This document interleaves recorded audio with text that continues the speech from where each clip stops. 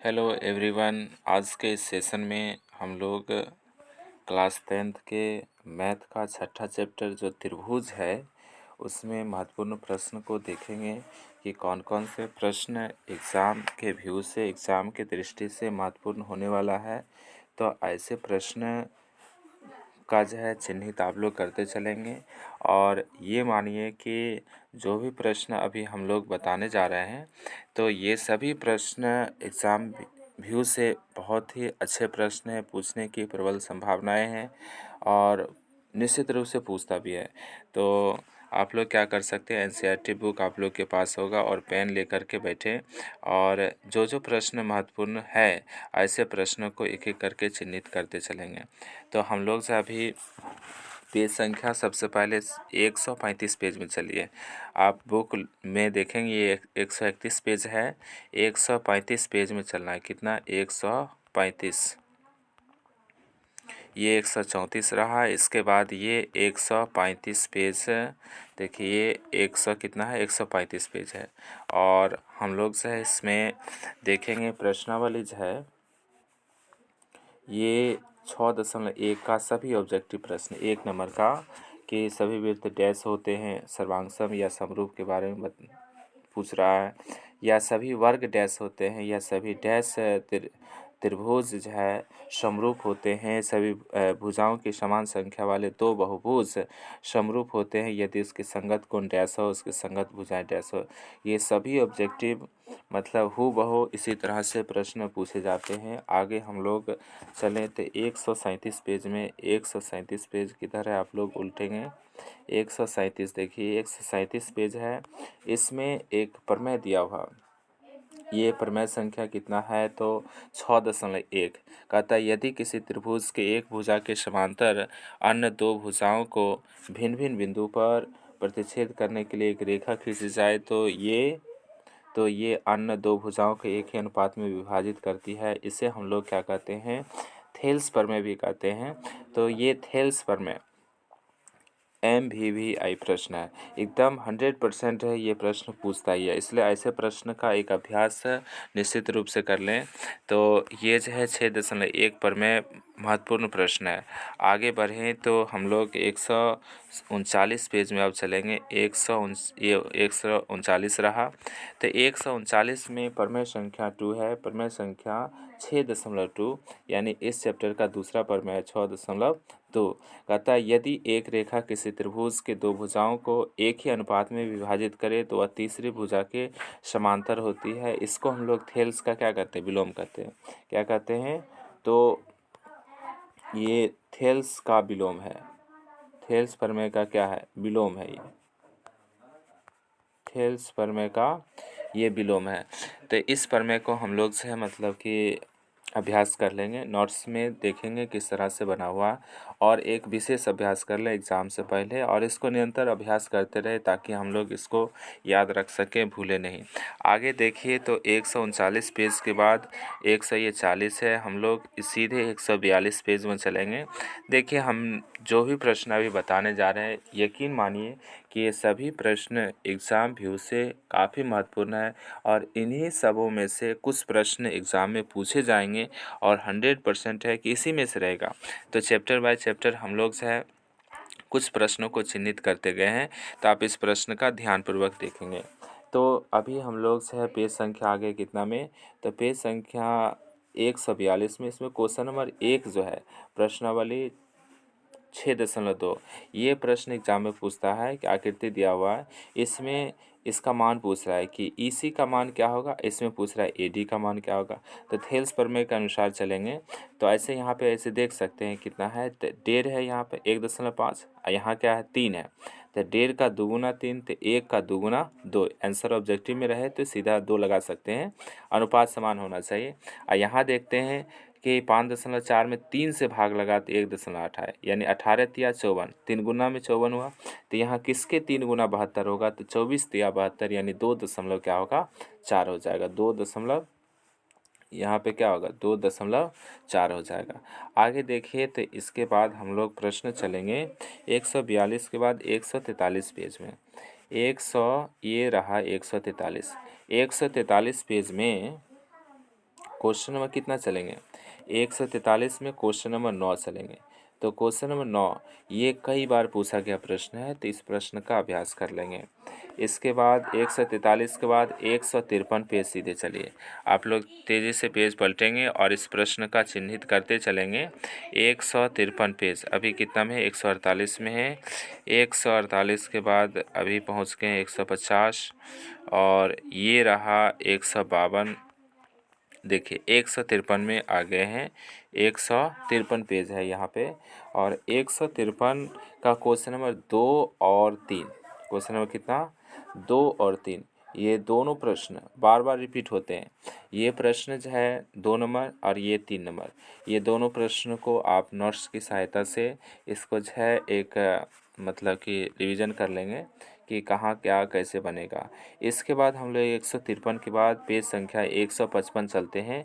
155 page में अगर देखें तो महत्वपूर्ण प्रश्न कौन से हो सकते हैं, तो 13 और 15 प्रश्न, ये 13 नंबर प्रश्न और ये 15 नंबर प्रश्न, ये दोनों प्रश्न महत्वपूर्ण प्रश्न हैं। इसमें क्या कहता है सिद्ध करने के लिए, सी ए का स्क्वायर बराबर सी बी गुने सी डी, और इसमें आपको जो है कह रहा है कि मीनार की ऊंचाई ज्ञात करने के लिए। तो ये दोनों प्रश्न आप जो है नोट्स की सहायता से रिवीजन कर लेंगे। ये अभी हम लोग इसी पेज में और आगे बढ़ेंगे। तो एक प्रमेय है, ये क्षेत्रफल प्रमेय हो गया, ये 6.6 प्रमेय है। ये भी बहुत ज़्यादा पूछने की संभावना इसकी भी रहती है। दो समरूप त्रिभुज में क्षेत्रफलों का अनुपात इसके संगत भुजाओं के अनुपात के वर्ग के बराबर होते हैं। तो ये प्रमेय आप से है मतलब कि प्रैक्टिस कर लेंगे। और इसमें इसका जो है देख रहे हैं कि यही बातें सिद्ध करना है आपको कि एरिया ऑफ त्रिभुज ए बी सी बट्टे एरिया ऑफ त्रिभुज पी क्यू आर बराबर ए बी बट्टे पी क्यू का होल स्क्वायर बराबर बी सी बट्टे क्यू आर का होल स्क्वायर बराबर सी ए बट्टे आर पी का होल स्क्वायर। तो ये आप सह प्रमेय को सिद्ध करना है। इस प्रमेय में आगे बढ़ें तो हम लोग से है 158 पेज, ये 157 रहा। इसके बाद ही 158 पेज है ये। इसमें सबसे महत्वपूर्ण प्रश्न 1 नंबर आप देख रहे हैं, ये 1 नंबर, ये प्रश्न महत्वपूर्ण है। दो त्रिभुज कहता है समरूप है, दोनों का क्षेत्रफल का अनुपात दे दिया, एक का भुजा भी दे दिया, दूसरा का वही भुजा का अनुपात पूछ रहा है, भुजा का मान पूछ रहा है। तो आप इसमें क्षेत्रफल प्रमेय का उपयोग करके हल करेंगे तो इसका कुछ ना कुछ मान आएगा। इसको आप देख लेंगे कि किस तरह से बनेगा। इसके बाद क्वेश्चन नंबर 1 के बाद क्वेश्चन नंबर इसमें 9 ऑब्जेक्टिव के लिए भी आया है। ऐसे दो समरूप त्रिभुज के भुजाओं का अनुपात दे दिया है, क्षेत्रफल का अनुपात पूछ रहा। हम लोग इसमें बताए थे कि किस तरह से क्षेत्रफल का मान निकालते। देखिए कोई भी आकृति में एक मान होता है जो किसी भी भुजा की लंबाई हो, चौड़ाई हो, ऊंचाई हो, ये सब को मीटर में मापते हैं ऐसा मात्रक अगर कहे। और क्षेत्रफल की बात करें तो वो मीटर स्क्वायर मापते हैं, और आयतन की बात करें तो उसमें मीटर क्यूब में मापते हैं। तो इसी मान को ध्यान में रख के हल कर सकते हैं। जैसे भुजा दिया है, कितना दिया है भुजा, तो 4:9 दिया है। और क्षेत्रफल पूछ रहा है तो मीटर से हमें चलना है, मीटर स्क्वायर में चल रहा है, तो इससे इसका स्क्वायर कर लेंगे। तो इससे स्क्वायर करेंगे क्या होगा, 4 का स्क्वायर 16 होगा, 4 का स्क्वायर 16, और 9 का स्क्वायर कितना होगा, तो 9 का स्क्वायर 81 होगा। 9 का स्क्वायर कितना होगा, 81 हो जाएगा। इसी से अगर ये पूछता इसका मान बताइए क्या होगा, या मीटर से मीटर क्यू कैसे चलेंगे, तो मीटर से मीटर क्यू चलने का नियम क्या है कि m से m क्यू यानी पावर 3 देना है, तो इसमें भी 3 पावर दीजिए। 4 का पावर 3 कितना होगा, 4 चौका 16, 8 चौका 64, 4 का क्यू कितना होता है 64। अनुपात कितना होगा, 9 का क्यू 9 9 81 और 9 729। तो ये इस प्रकार से कितना हो जाता है, 729 हो जाता है। तो आप इसमें ये देख सकते हैं कि भुजा का अनुपात 4:9 दिया, तो क्षेत्रफल का अनुपात क्या हो जाएगा, तो क्षेत्रफल का 16:81 हो जाएगा। तो ये आंसर हो जाएगा इसका। तो ये प्रश्न महत्वपूर्ण थे। आगे अगर हम लोग बढ़ें तो अभी 159 पेज में है, इसमें एक प्रमेय दिया हुआ है, प्रमेय संख्या 6.8। ये 6.8 इसको हम लोग पाइथागोरस प्रमेय कहते हैं। एक समकोण त्रिभुज में कर्ण का वर्ग शेष दो भुजाओं के वर्गों की योग के बराबर होते हैं। बहुत ही आसान और अच्छे प्रश्न है। और ये अभी हम लोग कुल 5 प्रमेय बताने वाले हैं। कितने प्रमेय, 5 प्रमेय। 5 प्रमेय में 2 प्रमेय तो थेल्स का हो गया, और 2 प्रमेय हम लोग पाइथागोरस का बताएंगे, और एक क्षेत्रफल प्रमेय।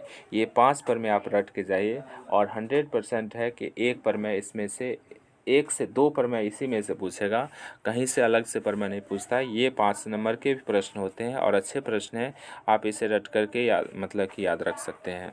तो ये प्रमेय आप जो है देख लेंगे 6.8 थे, इसको हम लोग क्या कहते हैं, पाइथागोरस प्रमेय कहते हैं। आगे हम लोग चलें तो 160 पेज में प्रमेय संख्या 6.9 है, इसको हम लोग कहते हैं थेल्स नहीं, पाइथागोरस का विलोम। यदि किसी त्रिभुज के एक भुजा का वर्ग अन्य दो भुजाओं के वर्गों के योग के बराबर हो तो पहली भुजा का समूह कौन समकोण होता है। तो ये इसमें हमें कोण b बराबर 90 सिद्ध करना है। तो ये जो है पाइथागोरस का विलोम है, इसे भी जो हम लोग 5 प्रमेय में एक प्रमेय ये भी है, इसको अध्ययन कर लेंगे। आगे देखिए तो पेज संख्या हम लोग 161 में पहुंच गए हैं। अब सीधे 165 पहुंचना है, 165 पेज, अभी 164 है, ये 165। आप लोग जो है कॉपी बुक ले लेंगे NCERT और इस बुक में चिन्हित करते चलेंगे ऐसे प्रश्नों का। एग्ज़ाम के अंतिम घड़ी में भी और अभी भी ऐसे प्रश्न हमेशा अभ्यास में रहना चाहिए। इस तरह के प्रश्न कभी भी ऐसा ना लगे कि हमसे नहीं बनेगा, इसका अभ्यास निरंतर करते रहेंगे तो बेहतर रिजल्ट होगा। इसमें देखिए क्वेश्चन नंबर हम लोग 2-3 प्रश्न लगाने वाले हैं। तो इसमें क्वेश्चन नंबर 4 और क्वेश्चन नंबर जो है 5, ये दोनों महत्वपूर्ण है। इसमें भी सिद्ध करने के लिए कहता है और इसमें भी ये बातें दिया है, इसमें ये सिद्ध करना है, इसमें ये बातें दिया है और इसमें सिद्ध करना क्या है कि ये एक समकोण त्रिभुज है। तो AB का स्क्वायर बराबर 2AC का स्क्वायर, इसमें सिद्ध करना। इसमें ये बातें दे करके पूछता है कि ABC एक समकोण त्रिभुज है, ये बात आप सत्यापित करिए।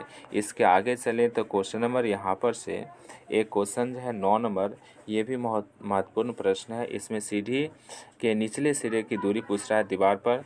देखिए इसमें ये इसको दीवार मान लेंगे, यहाँ पे एक खिड़कियाँ है, कहता है कि एक सीढ़ी इस तरह से लगा हुआ है, नीचे इसकी दूरी पूछ रहा है कि ये दूरी बताइए कितना होगा, ये दूरी पूछ रहा है ये। तो ये सीढ़ी है, ये क्या है, सीढ़ी है। सीढ़ी की लंबाई जो है 10 मीटर लंबी एक सीढ़ी है, तो ये 10 दे दिया है। अब भूमि से 8 मीटर, ये 8 दे दिया है।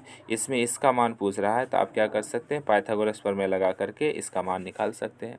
इसमें √10 का स्क्वायर माइनस 8 का स्क्वायर हल करिएगा, आंसर आ जाएगा। तो ये जो है प्रश्न क्वेश्चन नंबर 9 जो है महत्वपूर्ण प्रश्न है। तो इस चैप्टर के सभी महत्वपूर्ण प्रश्न को हमने बता दिया है। ऐसे प्रश्न का आप चिन्हित करके निरंतर अभ्यास करते रहें। ऐसे प्रश्न कभी भी ऐसा ना लगे कि हमसे नहीं बनेगा। और ये समझिए कि ये प्रश्न एग्ज़ाम की दृष्टि से बहुत ज़्यादा महत्वपूर्ण है। आप मतलब यकीन करिए कि ये प्रश्न एग्ज़ाम में निश्चित रूप से रहेगा। तो आज के सेशन में इतना ही। जय हिंद।